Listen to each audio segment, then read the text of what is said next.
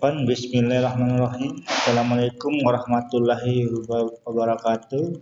Baiklah, pada kesempatan ini saya akan mempresentasikan tugas mata kuliah Fisiologi Reproduksi Akuatik yang berjudul Broadstock Management and Hormonal Manipulation of Fish, atau pengelolaan indukan dan manipulasi hormonal reproduksi ikan.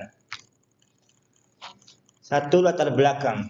Salah satu prasyarat untuk domestikasi dan pembentukan industri aquaculture yang berkelanjutan adalah kapasitas untuk mengontrol proses reproduksi ikan di penangkaran dan untuk memperoleh benih berkualitas tinggi, yaitu telur dan sperma, untuk tumbuh dari produk yang dapat dipasarkan.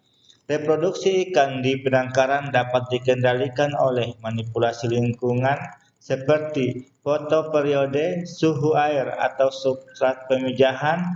Namun, ekobiologi beberapa ikan tidak dikenal atau tidak praktis atau bahkan tidak mungkin untuk mensimulasikan parameter lingkungan yang diperlukan untuk kinerja reproduksi alami, yaitu migrasi, pemijahan, kedalaman, hidrolika, sungai, dan lain-lain.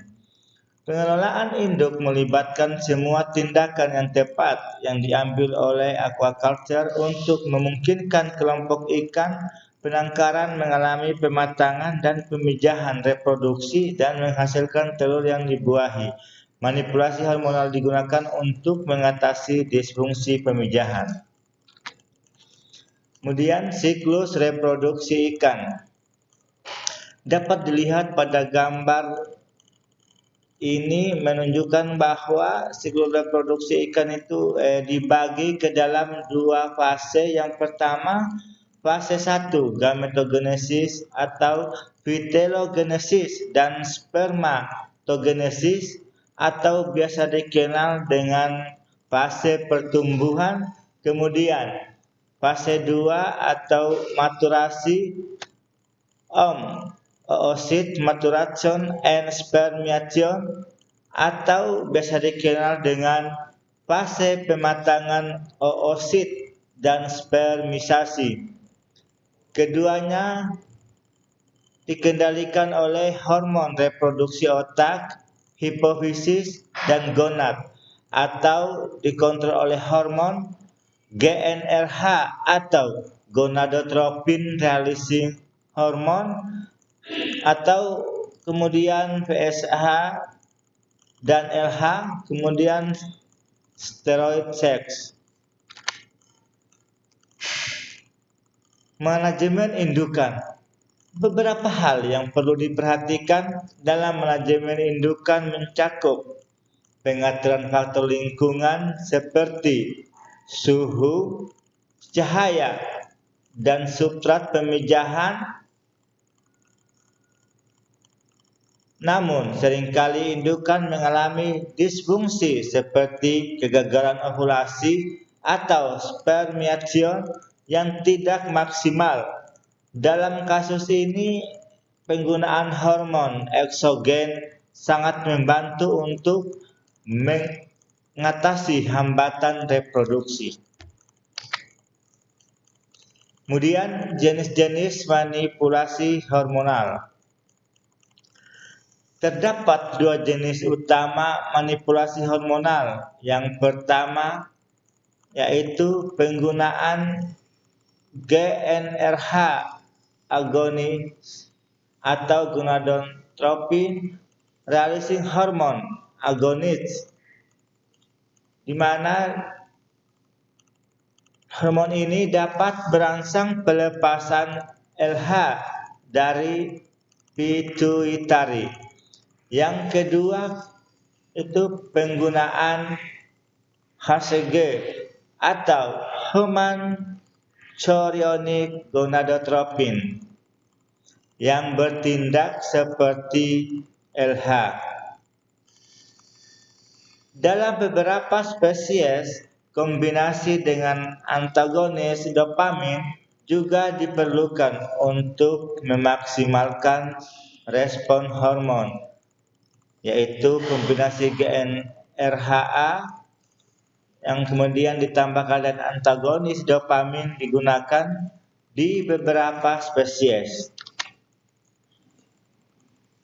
Jenis pemijahan dan strategi.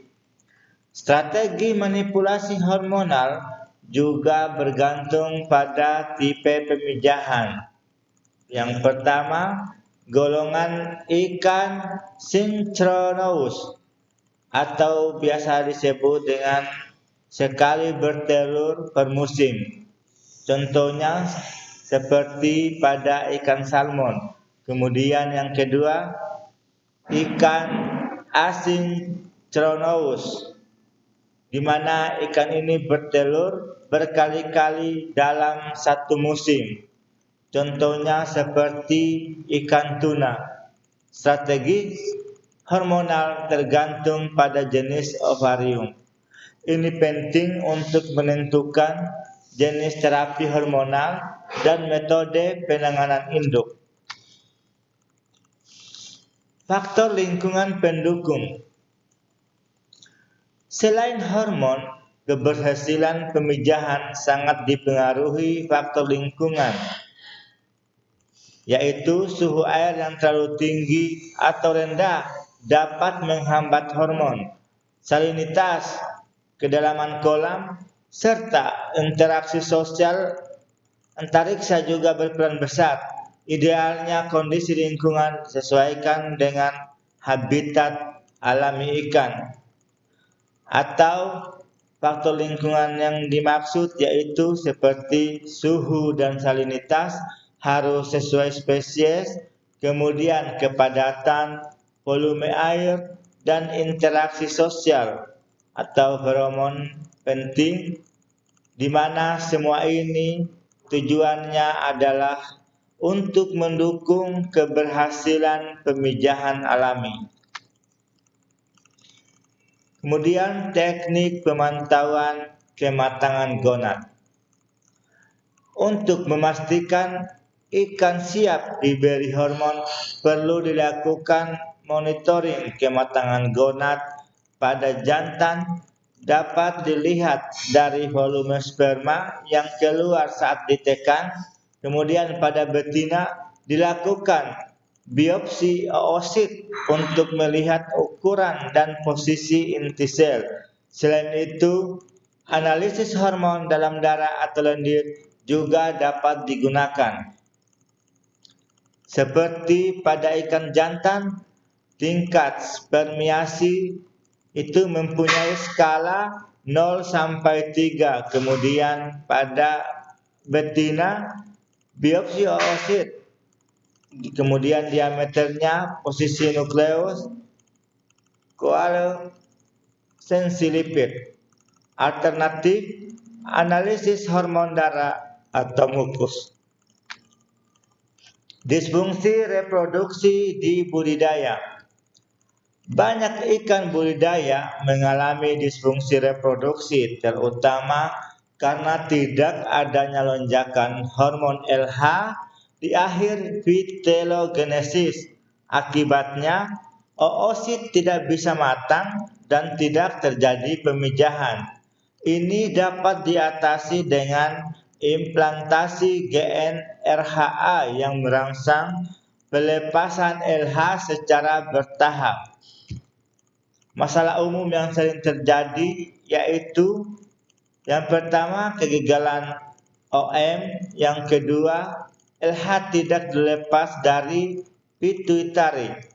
Adapun solusi yang dapat dilakukan yaitu implantasi GnRHA untuk pelepasan LH bertahap. Kesimpulan. Adapun kesimpulan pada materi ini yaitu yang pertama, manajemen indukan dan hormonal penting untuk produksi benih berkualitas. Yang kedua, harus disesuaikan dengan spesies dan fase reproduksi. Kemudian, dukungan lingkungan sangat menentukan keberhasilan. Demikian presentasi dari saya. Akhir kata saya ucapkan wabillahi taufiq wal hidayah. Assalamualaikum warahmatullahi wabarakatuh.